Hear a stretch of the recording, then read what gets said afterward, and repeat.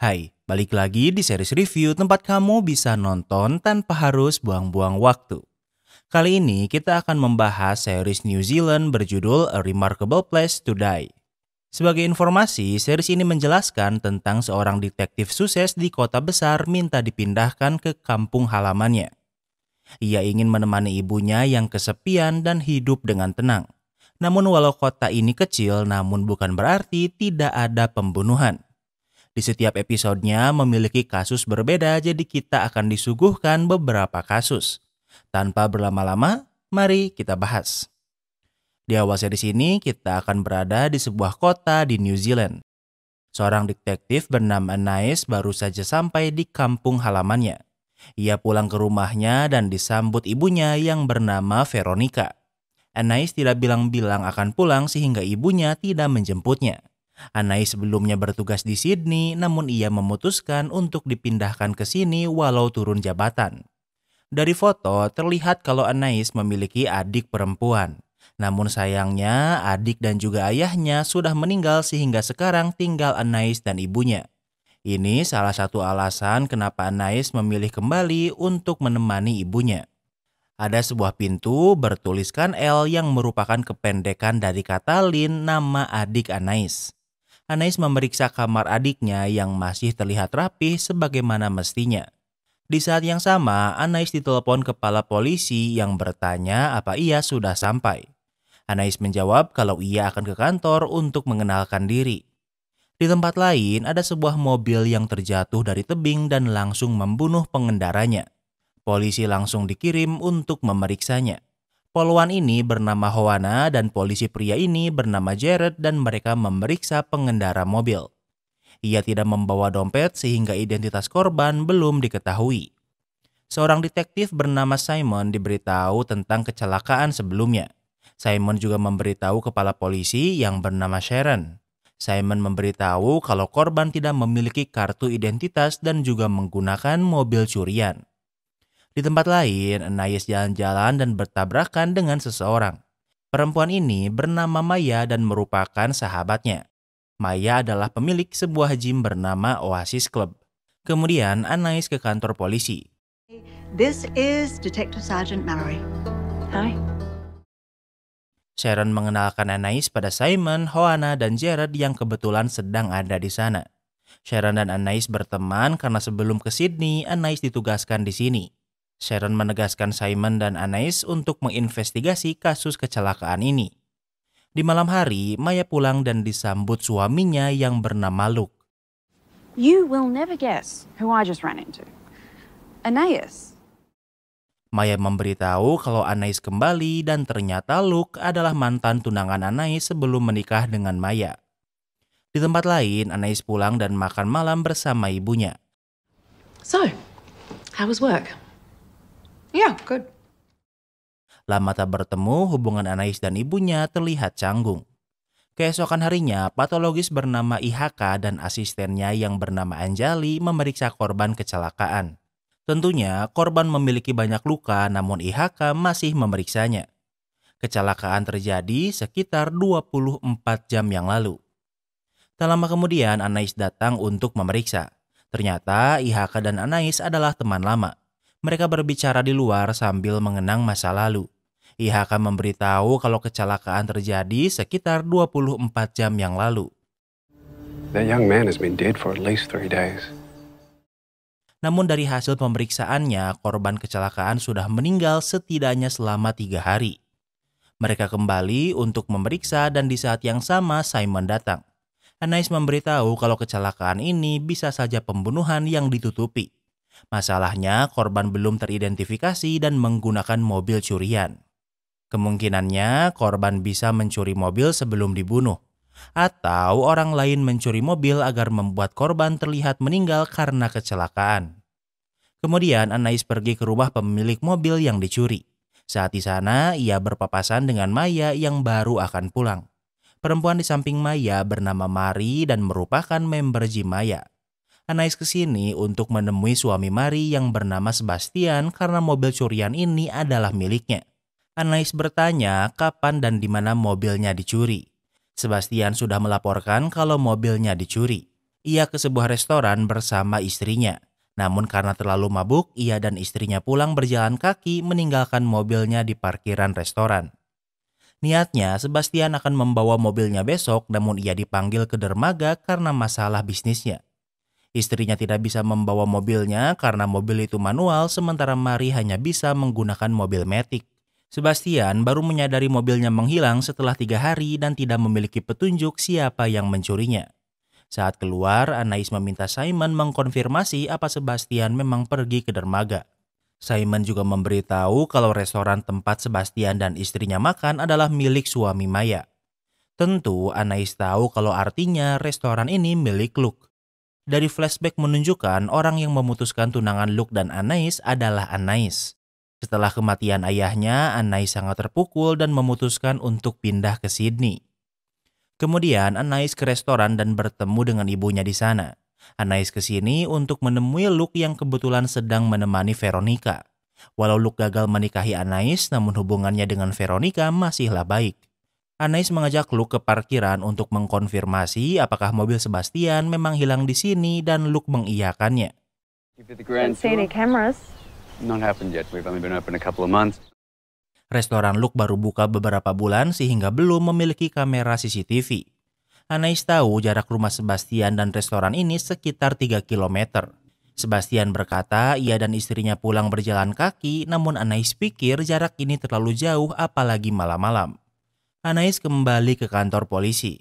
Mereka tidak bisa mencari informasi dari mobil Sebastian sehingga kini mereka harus mencari informasi siapa korban. Yang mereka tahu korban masih muda dan Latin.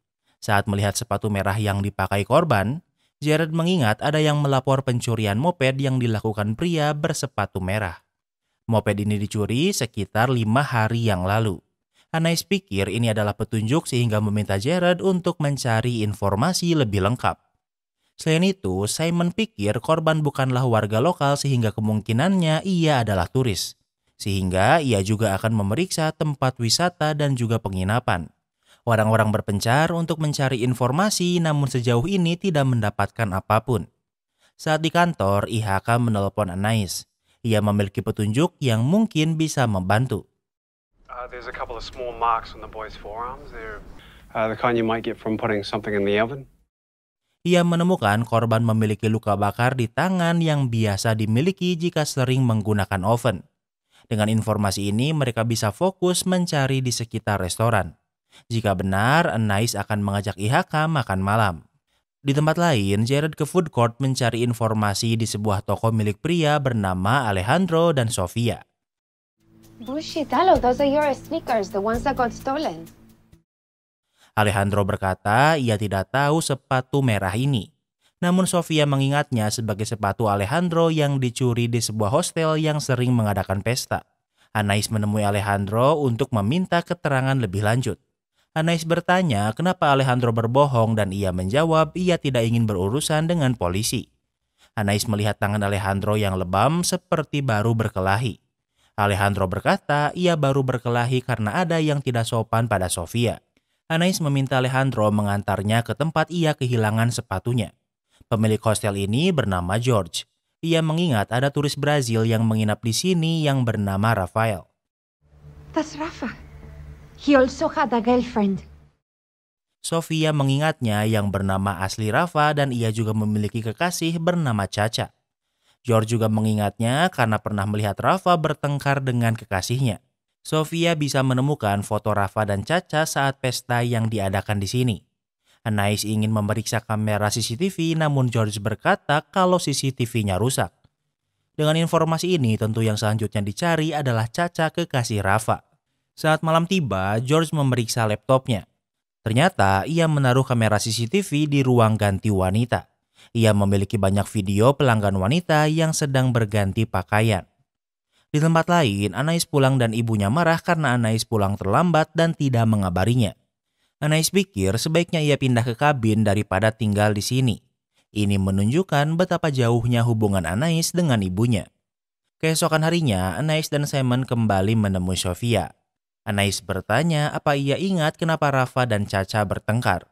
Sofia menjawab kalau mereka bertengkar karena masalah uang. Selain itu, George juga sering menawari perempuan diskon asal mau tidur dengannya. Mungkin informasi tentang George adalah petunjuk. Bull crap. Who said that? Doesn't matter who said it. Anais dan Simon menanyai George, namun tentu ia membantahnya apalagi mereka tidak memiliki bukti. Anais dan Simon menemui kepala polisi Sharon di kantor. Anais sudah menghubungi perusahaan CCTV George dan berkata tidak ada masalah dengan CCTV-nya. Anais yakin kalau George menyembunyikan sesuatu. Anais pikir mereka harus memeriksa CCTV kota selama 3 hari terakhir melacak mobil Sebastian yang dicuri. Kemudian Anais dan Simon ke tebing tempat Rafa terjatuh. Alasan Anais baru ke sini karena disinilah adiknya meninggal seperti apa yang terjadi pada Rafa. Anais mengingat adiknya bukanlah orang yang suka mengebut bahkan walau sedang terburu-buru. Sehingga kecelakaan adiknya masihlah mengganggu pikiran Anais hingga sekarang. Tak lama kemudian Anais dan Simon sampai di lokasi kecelakaan Rafa. And then how did they get home? Jika ini memang pembunuhan yang disembunyikan, lantas bagaimana cara pembunuh Rafa pergi dari tempat ini? Lokasi ini terlalu jauh dari kota untuk berjalan kaki. Artinya pastinya ada 2 mobil yang digunakan. Kemungkinannya ada yang menjemput pembunuh Rafa atau pembunuh Rafa ada 2 orang. Di saat yang sama, Anais ditelepon dan diberitahu sesuatu. Kemudian Anais dan Simon ke danau karena di sana Gerard menemukan moped yang dicuri Rafa. Tak jauh dari sana juga ada mayat Caca yang artinya pembunuh Rafa bukanlah Caca.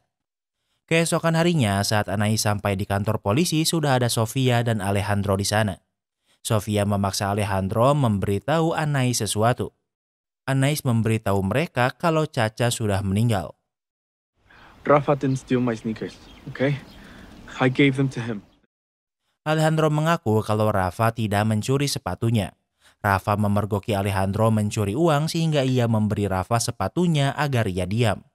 Alejandro juga memberitahu bagaimana wanita muda mencari uang di hostel. Pertama, wanita muda mencari mangsa pria hidung belang. Saat celananya dibuka, temannya datang untuk merampoknya. Alejandro pikir mungkin ini yang terjadi namun berakhir buruk bagi Rafa dan Caca. Dan mungkin orang itu adalah George. Anais memanggil Simon, Jared, dan Joanna untuk rapat. Menurut IHK, Rafa dan Caca meninggal di malam yang sama. Rafa meninggal karena benturan kepala dan patah di leher. Sementara Caca dipukul di kepalanya dengan batu 2 kali. Ditemukan sel kulit di kuku Caca yang mungkin milik pelaku pembunuhan. Dan saat ini sedang dites DNA. Simon mengingat orang yang mopednya Rafa curi berkata Rafa mencuri moped untuk mengejar sebuah mobil. Anais meminta semua orang mencari informasi kecuali Joanna yang ditugaskan untuk mengawasi George.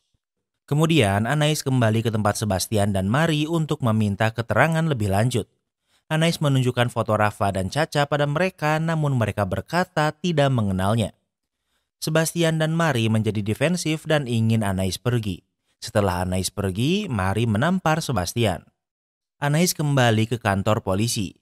Jared memberitahu dari keterangan pelayan restoran mereka melihat Sebastian dan Mari bertengkar saat makan malam. Sementara itu, George pergi dari hostel dan tentunya Joanna mengikutinya. George pergi ke danau untuk membuang sebuah tas. Joanna muncul tepat waktu untuk menghentikannya dan merebut tas ini yang ternyata berisi laptop. Kembali ke tempat Anais. Sharon mengkonfirmasi kalau Sebastian tidak ke dermaga seperti perkataannya. Jared juga memberitahu kalau Mari pulang menggunakan taksi online dan tidak berjalan kaki seperti perkataan Sebastian. Selain itu, Simon juga menemukan mobil Sebastian dari rekaman CCTV diikuti Rafa yang mengejar dengan moped. Melihat ini, Anais memiliki teori saat Sebastian dan Mari pulang dari restoran mereka berpisah. Di saat yang sama, Rafa dan Caca mencoba menipu dan merampok Sebastian. Namun Caca malah masuk ke mobil sehingga Rafa mengejarnya dengan mencuri moped. Kemudian Sebastian dan Mari dipanggil ke kantor polisi. Tentu Sebastian dan Mari membantahnya. Anais memberitahu kalau ia tahu Sebastian tidak ke dermaga. Ia ingin tahu kemana saja Sebastian dan Mari setelah dari restoran hingga Rafa jatuh dari tebing. Sebastian masih berbohong kalau ia dan Mari pulang dengan berjalan kaki. Anais membantahnya karena tahu ini bohong. Anais ingin melihat pergelangan tangan Sebastian dan menunjukkan luka cakaran. Di kuku Caca ditemukan kulit dan Anais tinggal mencocokkannya dengan Sebastian. Simon menunjukkan rekaman CCTV mobil Sebastian yang diikuti Rafa dengan moped.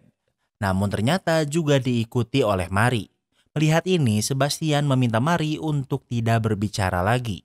Mereka mengakui kalau Sebastian tergoda dengan Caca dan mengajaknya ke hutan.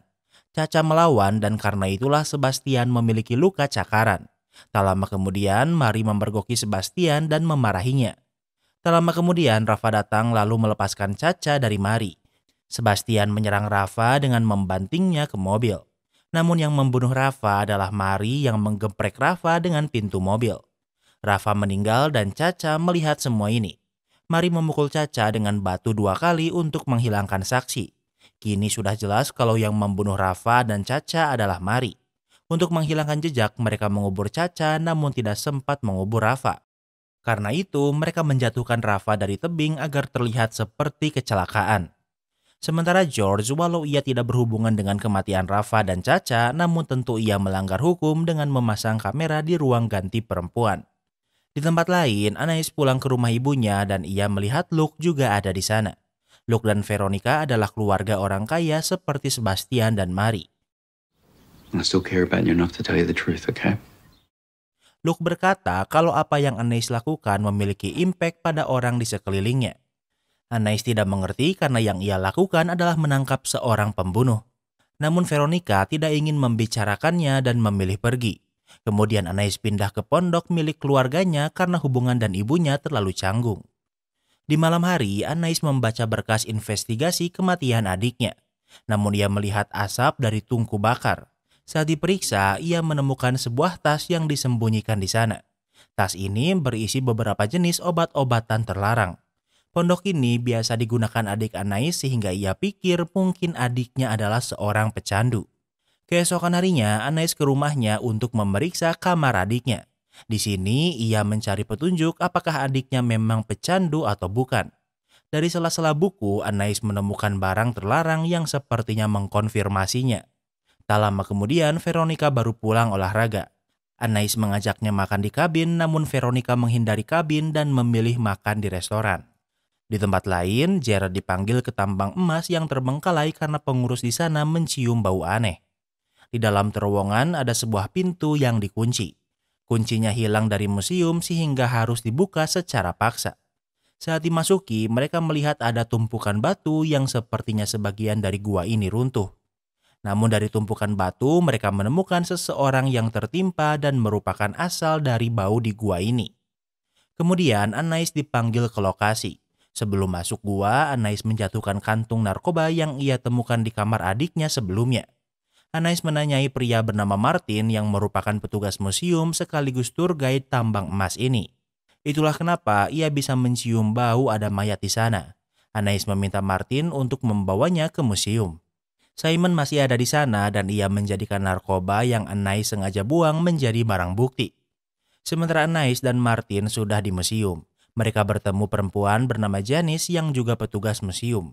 Mereka yakin korban dikurung dengan kunci yang dicuri dari museum. Anais ingin memeriksa rekaman CCTV museum. Museum ini adalah museum tambang emas karena dulunya kota ini dipenuhi tambang emas walau sekarang sudah habis. Where's his hammer? Oh, This'll be his third.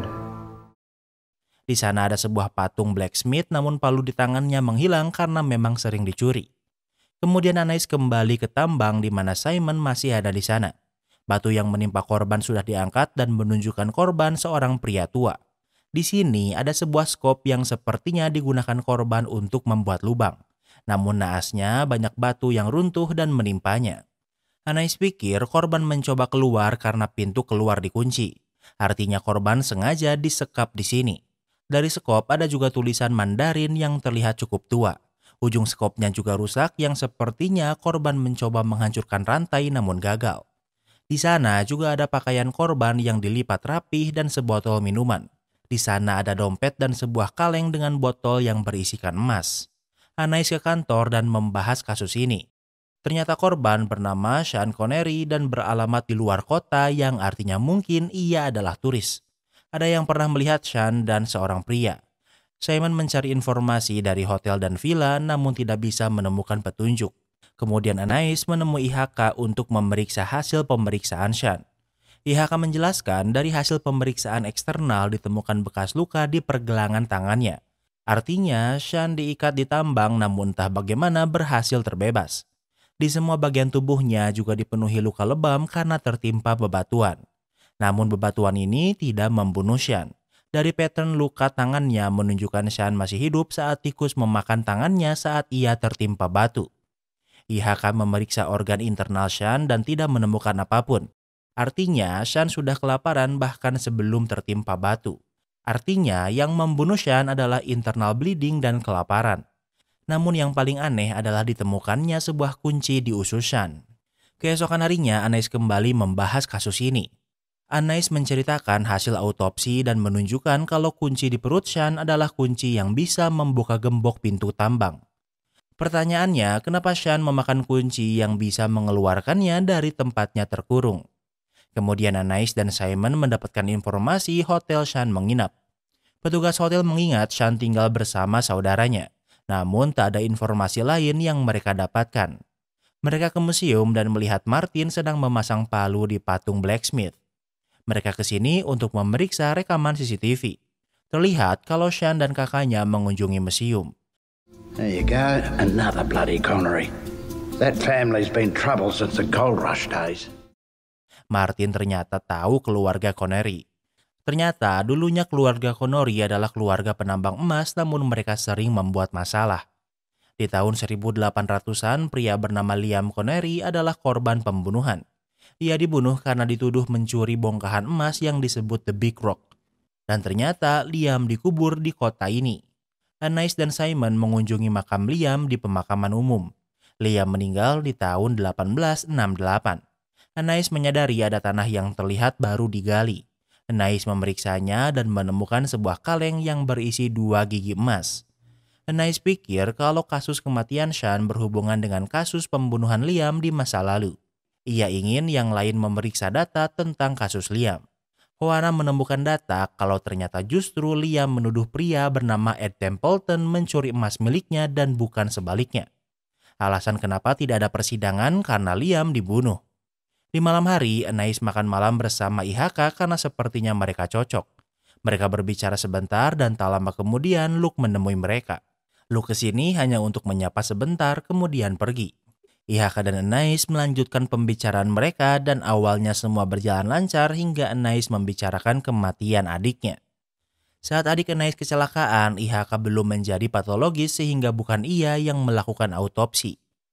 Anais ingin tahu apa yang IHK tahu tentang adiknya. Maybe we should finish up. IHK pikir Anais mengajaknya makan malam untuk mencari informasi mengenai adiknya. Hal ini membuat IHK tidak nyaman dan berpikir mereka sebaiknya mengakhiri makan malam ini. Namun saat akan pulang, mobil Anais mogok. Melihat ini, IHK menawarkan Anais untuk mengantarnya pulang.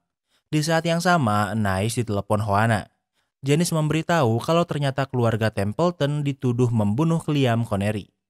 Templeton tumbuh menjadi keluarga kaya walau akhirnya kekayaan itu sekarang sudah habis. Masih ada anggota keluarga Templeton yang masih hidup yang mungkin bisa memberi petunjuk. Janice memberi Anais alamatnya dan ia meminta IHK untuk mengantarnya. Tak lama kemudian mereka sampai di rumah Ed Templeton. Ia seorang pengrajin kulit hewan namun tempat ini terlihat terbengkalai. Anais mengetuk pintu namun tidak ada yang menjawabnya. Anais masuk tanpa diundang dan ini adalah sebuah workshop. Tempat ini terlihat berantakan seolah ada yang berkelahi di sini. Dan ada juga alat kerajinan yang dipenuhi darah. No, fuck! Anais mengajak IHK pergi namun ternyata di balik pintu ada mayat Ed Templeton yang digantung. Keesokan harinya, polisi dipanggil untuk memeriksa. Simon datang untuk ikut memeriksa. Ada sebuah kursi yang hancur yang sepertinya adalah tempat Ed Templeton disakiti sebelum dibunuh. Sepertinya Ed ditusuk oleh penusuk ini di lehernya. IHK pikir Ed dibunuh sekitar 10 hingga 12 hari yang lalu. Mungkin pelakunya sama dengan orang yang mengurung Sean karena sama-sama diikat. Anais pikir ini ada hubungannya dengan permusuhan keluarga Connery dan Templeton dari masa lalu. Kemudian Anais pulang ke rumah ibunya. Ternyata saat ini Maya dan temannya sedang ngopi di sana. Anais berkata sarkas dan Maya pikir sebaiknya ia mengakhiri pertemuan ini. Veronica tidak suka Anais berkata kasar pada Maya. Luke, why is he still so important to you? Because unlike others, Luke has been very supportive since I lost your father. Anais tidak mengerti kenapa ibunya lebih dekat dengan Maya dan Luke daripada anaknya sendiri. Veronica menjawab kalau Luke dan Maya suportif setelah kematian suami dan adik Anais. Sementara Anais malah menghindarinya dengan ingin dipindahkan ke Sydney. Anais bertanya kenapa ibunya tidak memberitahunya kalau Lynn adik Anais adalah pecandu. Veronica tidak ingin membicarakannya dan Anais pikir ibunya menyembunyikan sesuatu. You have no idea. Veronica berkata kalau Anais tidak tahu apa-apa dan memintanya pergi. Karena masih penasaran, Anais memutuskan mengunjungi patologi sebelum IHK yang juga orang yang mengautopsi adiknya. Anais tak ingin buang-buang waktu dan bertanya apa ia menemukan tanda-tanda penggunaan narkoba pada adiknya. Dokter berkata ia menemukan sesuatu namun tidak signifikan sehingga dibujuk untuk mengabaikannya. Anais bertanya siapa yang membujuknya namun dokter tidak ingin menjawabnya. Keluarga Anais adalah keluarga kaya yang terpandang. Jika adik Anais diketahui sebagai pecandu bisa mencoreng nama keluarganya. Tidak mendapatkan apapun, Anais kembali ke tempat IHK untuk bekerja. IHK baru selesai mengautopsi Ed Templeton. IHK menjelaskan kalau Ed dipukuli di seluruh tubuhnya. Selain itu, 2 giginya dicabut paksa dan 1 telinganya juga robek seolah ada anting yang dipaksa cabut. Namun leher Ed ditusuk menggunakan pisau dari kiri ke kanan. Diperkirakan ia meninggal 10 hari yang lalu. Anais dan Simon menemui Sharon untuk melapor.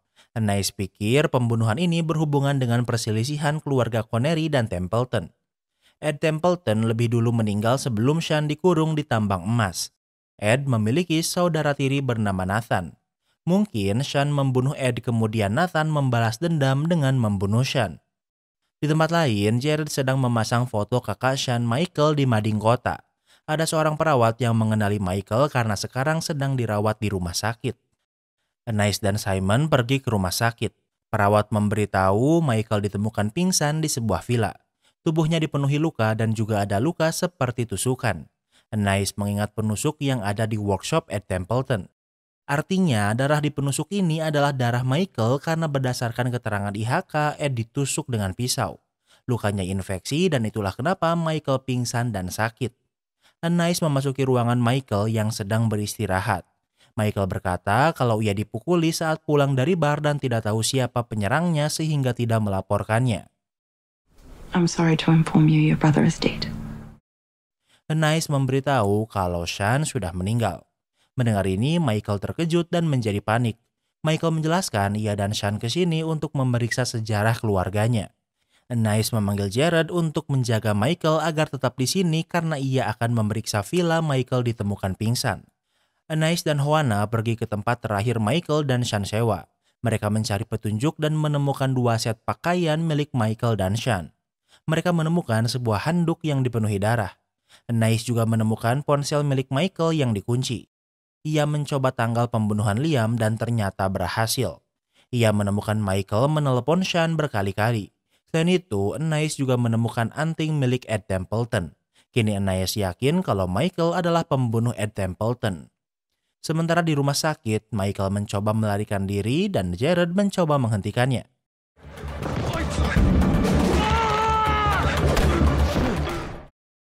Namun Michael bisa berkelahi sehingga dengan mudah melarikan diri.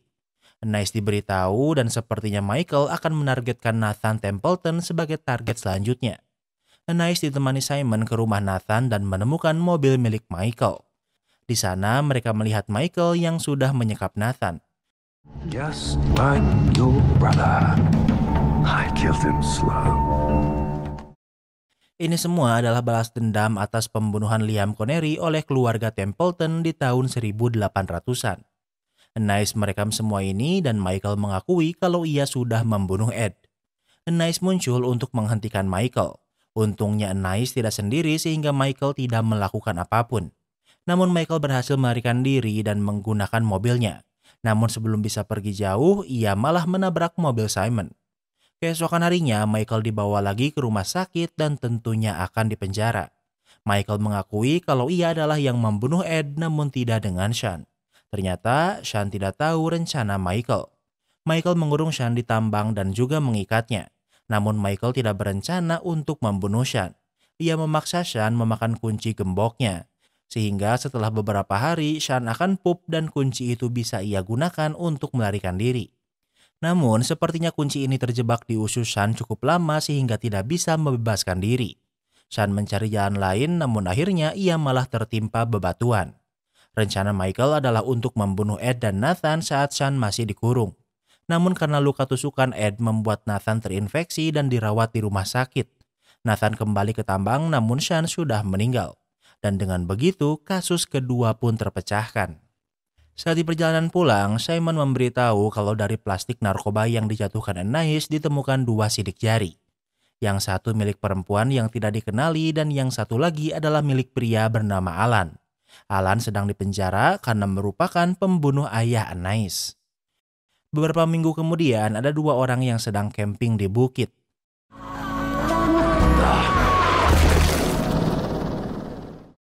Semua berjalan lancar hingga orang yang tidur di luar tertimpa seseorang dari langit yang mati seketika. Tak lama kemudian Anais dipanggil untuk memeriksanya. Dari hasil pemeriksaan sementara, Anais pikir mungkin ini adalah kecelakaan. Dari pakaian orang yang terjatuh, terlihat ia seperti seorang pemburu. Anais kembali ke kantor. Orang yang jatuh diidentifikasi bernama Snaps. Snap memiliki banyak jejak kriminal bahkan beberapa kali di penjara. 4 tahun yang lalu, Snap melakukan penyerangan serius bersama temannya. Dan teman Snap adalah Alan, orang yang membunuh ayah Anais. Sharon pikir kasus ini terlalu personal bagi Anais dan tidak akan bisa profesional sehingga ingin melepaskannya. Namun Anais meyakinkan kalau ia adalah detektif terbaik untuk menginvestigasi ini. Sharon mengizinkannya untuk kembali. Tentu jatuh di langit artinya Snaps menggunakan pesawat. Mereka akan memeriksa beberapa perusahaan penyedia jasa helikopter dan pesawat terbang. Anais dan Simon menemui IHK. IHK menjelaskan kalau kematian orang yang tertimpa Snap murni adalah kecelakaan. Sementara Snap selain jatuh juga ada beberapa hal yang aneh. Jaket Snap kehilangan 1 kancing padahal masih baru. Di dalam jaket juga ada sebuah amplop berisikan $10.000. Kemudian Anais ke rumah Snap yang memang orang lokal. Snap tinggal sendiri sehingga tidak ada siapapun di sini. Namun dari tempat cuci piring ada 2 piring dan 2 gelas. Sepertinya di makan malam terakhirnya Snaps makan bersama seseorang. Tapi walau di New Zealand ternyata masih tetap harus nyetok Indomie guys. Jared menemukan kartu member sebuah shooting range. Sepertinya Snap adalah member sebuah shooting range. Sementara dari dalam kulkas Anais menemukan sebuah buku catatan. Kemudian Anais pergi ke shooting range. Pemilik toko mengenali Snap karena member reguler di sini. Ternyata Snap memiliki saudara namun tidak tinggal di sini. Hey, that reminds me. Snapper was hanging out with a kid here a while back. Snap memiliki senapan sendiri dan sering membawa seorang anak remaja untuk mengajarinya menembak. Dan remaja itu bernama Ben yang ternyata adik dari Alan, pembunuh ayah Anais. Anais kembali ke kantor. Mengetahui kasus kali ini mungkin berhubungan dengan pembunuh ayahnya membuatnya mengalami panic attack. Ia menelpon ibunya namun Veronica merejeknya. Veronica mengikuti saran Luke untuk menjauhi Anais sementara agar bisa move on. Selain itu, Veronica juga akan berkencan dengan seorang pria bernama Harry. Anais memeriksa buku catatan Snaps. Buku ini berisi catatan uang yang masuk tiap bulannya namun tanpa nama pengirim. Buku ini juga kehilangan beberapa lembar dan sejauh ini buku ini tidak berguna. Anais pergi ke rumah Ben namun tidak ada siapapun di rumahnya. Ini adalah lingkungan yang baik dan tentunya mahal. Namun ibu Ben berkata kalau Ben pergi ke danau bersama teman-temannya. Anais dan Simon pergi ke danau. Setelah berkeliling, mereka berhasil menemukan beberapa remaja yang sedang nongkrong. Salah satunya adalah Ben dan diminta untuk berbicara.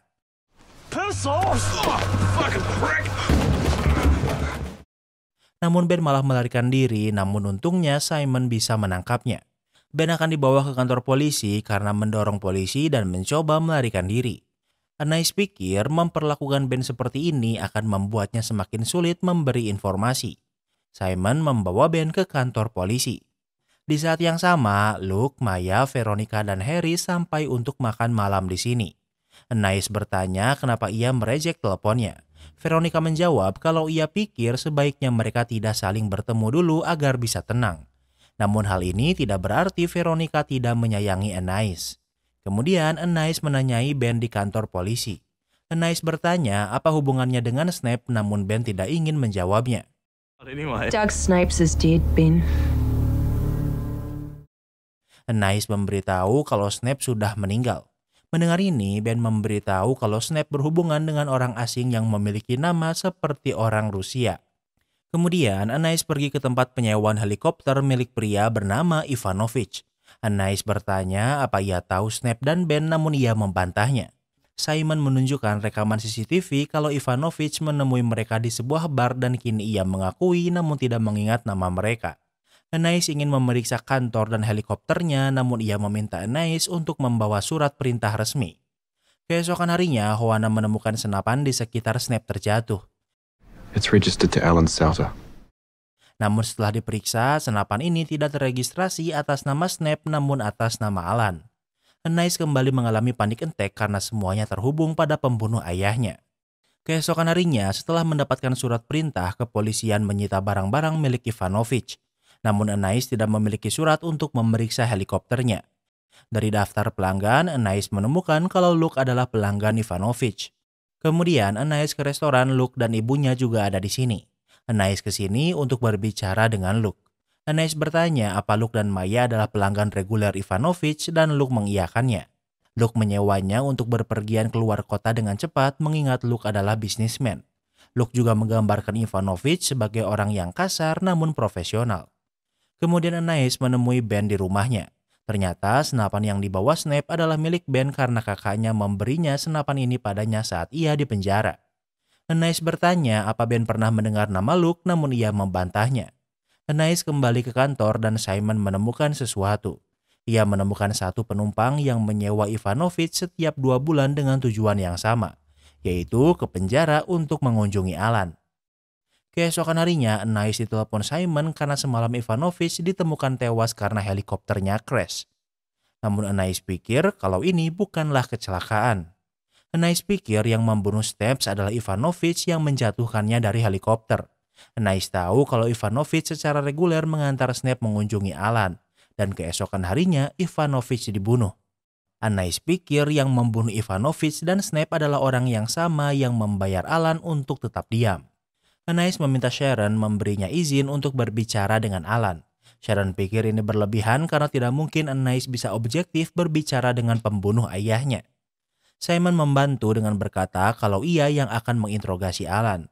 Dengan begitu, Anais dan Simon diberi izin untuk ke penjara. Waktu berlalu, mereka sampai di penjara. Saat memeriksa rekaman CCTV, terbukti kalau Snape rutin mengunjungi Alan 2 bulan sekali. Walau sebelumnya Simon berkata kalau ia yang akan menginterogasi Alan, namun ini bohong karena Anais yang akan melakukannya.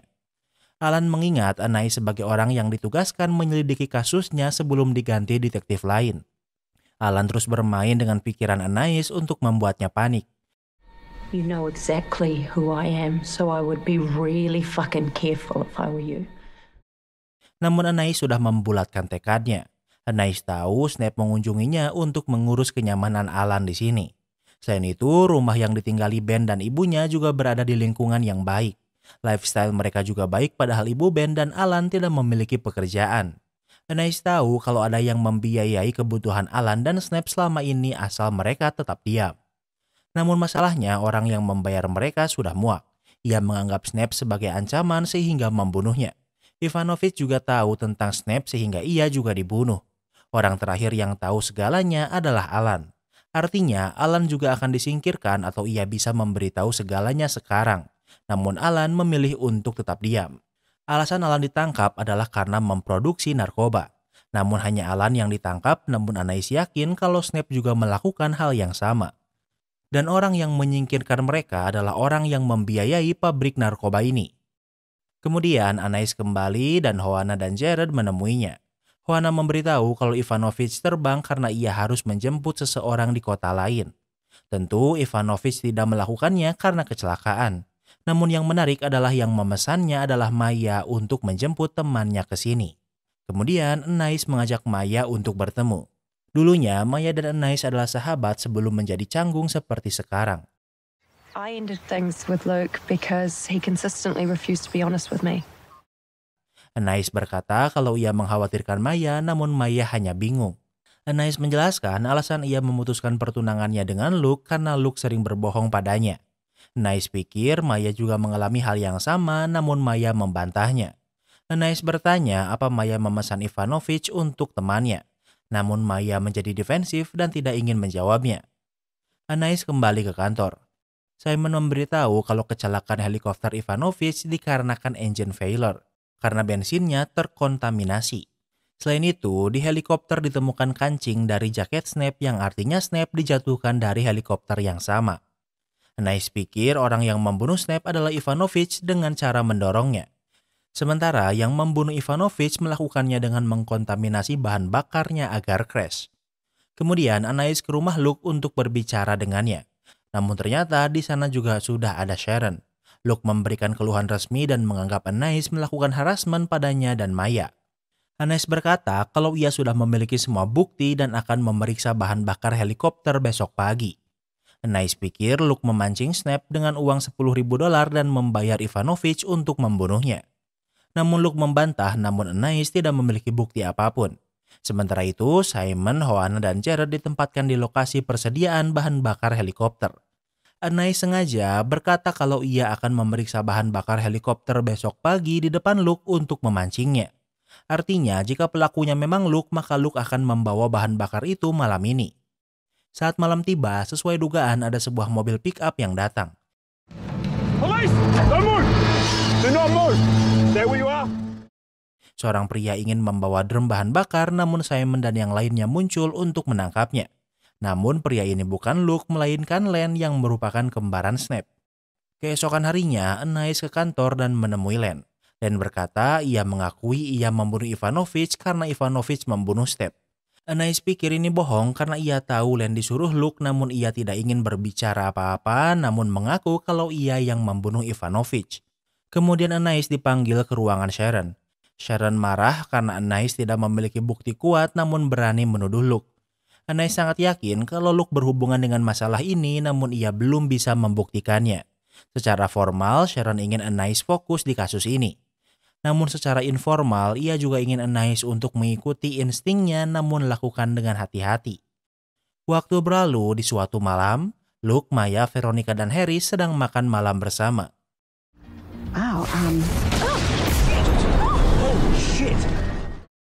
Tiba-tiba ada sebuah ledakan di tengah danau yang menyalakan banyak kembang api. Keesokan harinya, Anais dan Simon memeriksa TKP. Korban yang meninggal berasal dari Francis bernama Lumiere yang merupakan seorang operator kembang api. Saat ledakan terjadi, hanya ada Lumiere sehingga hanya ia yang meninggal. Anais kembali ke kantor. Jared memberitahu kalau 10 hari yang lalu 2 karyawan Lumiere melaporkan kalau mereka diserang. Pasangan suami istri bernama Kylie dan Robbie dirampok namun tidak melihat siapa yang menyerangnya. Untuk barang bukti, Jared memfoto luka Kylie namun belum bisa menemukan siapa yang menyerangnya. Kemudian Anais dan Simon ke rumah sakit.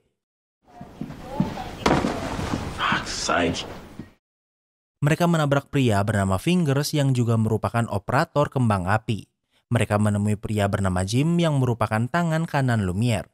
Alasan Jim di rumah sakit karena ia keracunan makanan dan ia pikir Fingers yang melakukannya. Jim pikir Fingers meracuninya saat makan di pub. Dan tentu alasannya karena proyek kembang api sekarang diberikan pada Lumiere padahal biasanya Fingers yang mengurusnya. Kemudian Anais memeriksa mayat Lumiere. Tak banyak yang bisa IHK temukan karena tubuh Lumiere habis terbakar. Namun tangan kanan Lumiere putus dan belum ditemukan. IHK pikir kalau Lumiere meninggal karena ledakan tidak seperti kasus Rafa yang dibuat seolah kecelakaan. Namun karena Jim menuduh ini adalah ulah Fingers membuat Anais akan memeriksa lebih dulu. Tak lama kemudian Anais kembali ke kantor dan bertemu dengan Ben yang menunggunya. Ben berkata kalau kakaknya Alan ingin berbicara dengan Anais. Kemudian Anais menelpon Alan yang dipenjara. Tentu dengan kematian Snaps kini tidak ada yang membiayai Alan. Alan siap berbicara namun harus bertatap muka dan Anais harus memindahkannya ke tempat yang lebih aman. Anais tidak menjanjikannya namun akan mencobanya. Anais memberitahu permohonan Alan pada Sharon. Tentu ini bukan permintaan mudah dan Sharon juga tidak bisa menjanjikannya. Di saat yang sama, perempuan bernama Gemma merupakan ahli eksplosif datang untuk membantu. Kemudian Anais menemui Robbie dan Kylie. Mereka sedang di hotel saat Lumiere meledak sehingga tidak tahu apa-apa. Do either of you know a Fingers Henley? He's a fucking menace. Anais bertanya apa mereka mengenal Fingers. Kylie menjawab tidak, sementara Robbie mengiyakannya. Robbie menggambarkan Fingers sebagai orang yang ceroboh. Sementara itu, Simon dan Gemma memeriksa tempat Lumiere meledak. Gemma mencari tahu bagaimana ledakan ini terjadi. Kemungkinan ledakan terjadi karena ada yang menyumbat lubang kembang api. Kembang api ini bisa di-trigger secara manual ataupun remote. Namun untuk melakukannya dengan remote maka harus ada receivernya, namun Gemma belum menemukannya jika memang ada. Kemudian Anais dipanggil ke tempat IHK karena tangan kanan Lumiere sudah ditemukan. Tangannya putus sebelum habis terbakar sehingga tidak hangus karena jatuh ke dalam air. Di tangan Lumiere tertulis banyak tato bertuliskan banyak nama. Kemudian Anais ke sebuah pub untuk memeriksa rekaman CCTV. Sesuai perkataan Jim, ia dan Fingers bertemu dan berbicara. Tidak terlihat kalau Fingers meracuni makanan Jim, namun setelah Jim pergi, Kylie menemui Fingers. Padahal sebelumnya Kylie mengaku ia tidak mengenal Fingers. Kylie dipanggil ke kantor untuk dimintai keterangan. Kylie mengaku ia memang mengenal Fingers dan ia mengajarkannya menjadi operator kembang api. Namun dari investigasi ini tidak membuktikan apapun. Keesokan harinya terlihat di waktu luangnya Anais memeriksa kembali kasus kematian adik dan ayahnya. Ia bermimpi saat ia masih bersama Luke. God, you are such a pretty boy. It's not the first time I've been told that. Luke tampan dan ia sering dipanggil Pretty Boys. Anais ingin tahu bisnis Luke, namun ia hanya menjawab kalau pekerjaannya membosankan. Tak lama kemudian ayah Anais meninggal. Ternyata Alan menjadikan salah satu properti rental ayah Anais sebagai pabrik narkoba. Saat memergokinya, Alan dan Snap menyerang dan menjatuhkannya dari tebing. Namun hanya Alan yang dipenjara dan mengakui semua ini. Kembali ke masa sekarang, Veronica datang ke kabin untuk menemui Anais. Veronica meminta maaf karena menghindari banyak pertanyaan yang Anais tanyakan. Veronica menjelaskan kalau ayahnya tidak selalu seperti yang Anais kenal. Veronica tidak pernah suka dengan kabin ini karena disinilah ayah Anais sering menggunakan narkoba. Artinya yang pecandu justru adalah ayah Anais dan bukan adiknya. Di tempat lain, Alan sedang mandi. Di sampingnya ada Len yang juga dipenjara di tempat yang sama. I've got something for you. Len kesini memiliki misi dan itu adalah untuk membunuh Alan. Kembali ke tempat Anais, ia dipanggil untuk menemui Fingers. Yang melapor adalah Veronica karena Fingers meminta kontrak kembang api Lumiere. Walau Fingers orang yang liar, namun ia berkata ia tidak membunuh Lumiere atau meracuni Jim. Kemudian Sharon memberitahu Anais kalau Alan sudah meninggal. Alan adalah satu-satunya yang bisa memberitahu kenyataan tentang kematian ayahnya. Kehilangannya membuat Anais kehilangan petunjuk terbesarnya. Saat akan keluar, ia bertemu dengan detektif yang memeriksa kasus kematian Alan. Karena belakangan ini Anais sering berhubungan dengan Alan, Anais hanya berkata kalau ia pikir Alan menyembunyikan sesuatu. Detektif ini memberikan Anais selembaran yang hilang dari buku Snap. Selembaran ini menunjukkan bukti pembayaran yang sering dilakukan orang berinisial PB. Dan ada juga bayaran besar dari orang bernama GL. Di tempat lain, Hoana ditugaskan menemui IHK perihal pemeriksaan lanjutan penyerangan Kylie. Kylie mengaku ia diserang di sekitar 20 jam sebelum melapor. Menurut IHK, Kylie dipukul beberapa jam sebelum melapor yang artinya ia berbohong. Luka pukulan ini juga memiliki cincin di jarinya oleh orang kidal. Mumpung di sini, IHK juga sekalian memberitahu kalau ia sudah mengidentifikasi tato di tangan Lumiere. Dan yang terbaru adalah Billy. Sementara itu, Simon dan Gemma masih memeriksa tempat ledakan. Simon menemukan sebuah kotak yang dicari Gemma yang tenggelam.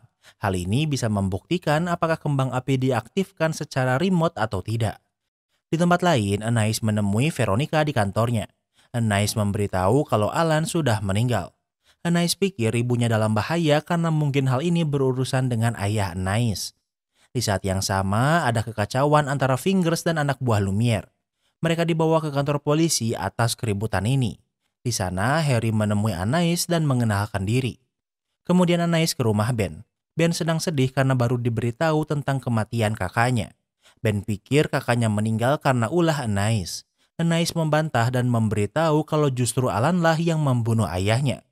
Anais pikir orang yang membunuh Alan dan ayahnya adalah orang yang sama. Ia ingin Ben membantu untuk mencari tahu siapa orang itu. Anais kembali ke kantor. Gemma dan Simon memberitahu kalau mereka sudah mengkonfirmasi kalau kembang api diledakkan secara remote dengan ponsel. Gemma yakin kalau ini bukan kecelakaan melainkan pembunuhan. Joanna juga menunjukkan log telepon ponsel Lumiere. Ada satu yang aneh dan itu berasal dari telepon umum. Anais meminta untuk mengecek kamera CCTV telepon umum itu. Anais juga meminta Joanna memeriksa file Harry, orang yang sedang dekat dengan ibunya.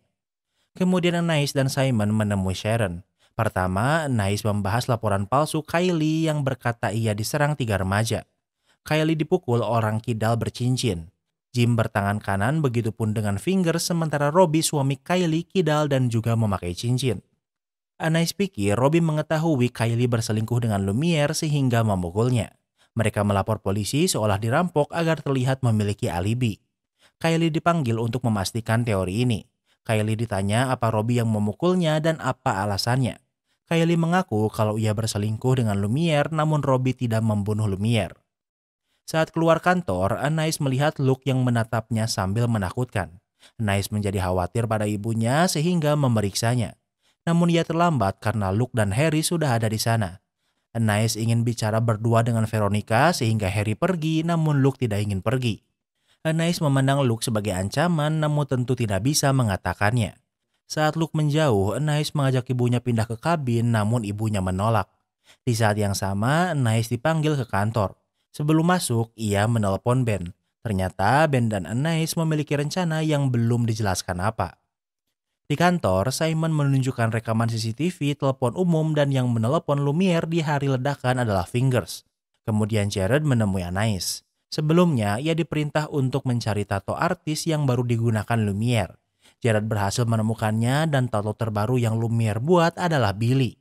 Namun beberapa hari sebelumnya, Lumiere membuat tato Kylie di tangan kirinya. Artinya, nama-nama di tato Lumiere adalah orang-orang yang ia tiduri. Anais memanggil Jim karena menyadari kalau Jim adalah Jimbo di tato Lumiere. Jim menelpon Lumiere kalau ada masalah di TKP, itulah kenapa Lumiere ada di sana. Motif Jim sepenuhnya didasari dengan rasa cemburu karena Lumiere tidur dengan Kylie dan Billy. Ditambah Lumiere menato nama Billy melewati namanya. Jim meracuni dirinya sendiri agar bisa di rumah sakit. Saat di rumah sakit, Jim menelepon Lumiere yang mengaktifkan kembang api. Dan dengan begitu terbukti kalau pembunuh Lumiere adalah Jim. Setelah merayakan terpecahkannya kasus ini, Joanna memberi Anais file tentang Harry yang memiliki catatan kriminal pembunuhan. Anais khawatir pada ibunya yang mengencani Harry. Dengan cepat, Anais ke rumah ibunya namun ia terlambat. Di tempat lain, Ben menunjukkan rekaman Anais yang memiliki semua bukti untuk menjatuhkan orang di balik kematian ayah Anais. Namun Ben mengkhianati Anais dengan memberitahunya sebelum Anais melapor polisi. Sementara Anais sedang di kabin. Ia mengingat kalau Luke sering dipanggil Pretty Boys dan PB adalah Pretty Boys yang artinya adalah Luke. Tak lama kemudian Luke datang dan terbukti kalau ia memang pelaku di balik semua ini. Yang dimiliki Anais adalah bukti pembayaran Luke pada Alan dan Snap yang merupakan produsen meth. Luke tidak membantah lagi namun ia menjelaskan apa yang sebenarnya terjadi. Ternyata Luke dan ayah Anais bekerja sama dalam pabrik narkoba ini. Ayah Anais menyewakan tempat agar Alan dan Snap bisa membuat drugs dan Luke adalah orang yang membiayai semuanya. Masalahnya, ayah Anais selalu meminta lebih banyak dari kesepakatan awal. Luke meminta Alan untuk mengancam ayah Anais agar berbisnis sesuai perjanjian. Namun Alan berlebihan dengan malah menjatuhkan ayah Anais dari tebing dan membunuhnya. Anais bertanya tentang adiknya. Luke berkata kalau adik Anais juga seorang pecandu, namun Anais tidak percaya kalau adiknya kecelakaan di tebing. Ia pikir adiknya dikejar Snap karena sehari setelah ia meninggal ada pembayaran besar dari orang bernama GL. Luke adalah PB singkatan dari Pretty Boys. Namun Anais menyadari kalau GL adalah gym lady, sebutan yang cocok untuk Maya, pemilik sebuah gym. Luke pikir kini Anais harus disingkirkan karena tahu semuanya. Namun Anais sudah menduga ini karena selama ini Simon ada di sini. Anais juga merekam dengan kamera semua pembicaraan ini yang cukup untuk menjatuhkan Luke ke penjara. Sebelum membawa Luke ke kantor polisi, Anais pergi ke tempat pesta. Anais mengkhawatirkan ibunya karena ada kekacauan. Namun ternyata yang mati bukan Veronica, melainkan Maya yang dibuat seperti tontonan. Siapa yang membunuh Maya harus nunggu season 2 karena dengan begitu season pertama pun berakhir. Kini kita masuk ke sesi rating. Yang pertama adalah tema. Tema series ini adalah crime mystery police procedural. Kita akan memecahkan kasus dari sudut pandang detektif. Ada 4 kasus yang dibahas tiap episodenya. Mimin sih lebih suka fokus ke 1 atau 2 kasus aja jadi bisa lebih mendalam. Jadi untuk tema, Mimin kasih rating 8/10. Yang kedua adalah karakter. Karakter utamanya adalah Anais. Sebenarnya banyak hal yang tidak konsisten sama karakter Anais. Di sisi lain dibuat strong independent woman. Tapi juga dibuat lugu seolah tidak tahu apa-apa. Ada beberapa kejadian yang buat Anais gak konsisten tapi Mimin skip biar kamu enak memahaminya. Jadi untuk karakter Mimin kasih rating 7/10. Yang ketiga adalah plot twist. Dari 4 kasus yang dibahas Mimin lumayan enjoy sama twistnya. Tapi untuk kasus utama atas pembunuhan ayah dan adik Anais masih belum selesai karena series ini berlanjut ke season kedua. Jadi untuk plot twist Mimin kasih rating 7/10. Yang keempat adalah ending. Mimin paling gak suka series crime gini endingnya cliffhanger. Seenggaknya tematin dulu kasusnya baru sambungin ke season berikutnya. Mimin gak suka banget sama ending yang super gantung, jadi untuk ending Mimin kasih rating 6/10. Yang kelima adalah entertainment value. Series ini cuma 4 episode yang membahas kasus berbeda di tiap episodenya. 4 kasus ini terselesaikan di tiap episode tapi kasus utamanya bakal lanjut ke season kedua. Kalau endingnya diabaikan, series ini masih bisa dinikmati karena semua kasusnya tamat kecuali kasus utama. Untuk entertainment value, Mimin kasih rating 8/10. Jadi, overall rating A Remarkable Place to Die adalah 7,2. Apa kalian setuju dengan rating Mimin? Jangan lupa like video ini kalau kamu suka dengan video ini dan jangan lupa juga cek video kita lainnya. Terima kasih sudah menonton dan sampai bertemu lagi di series berikutnya.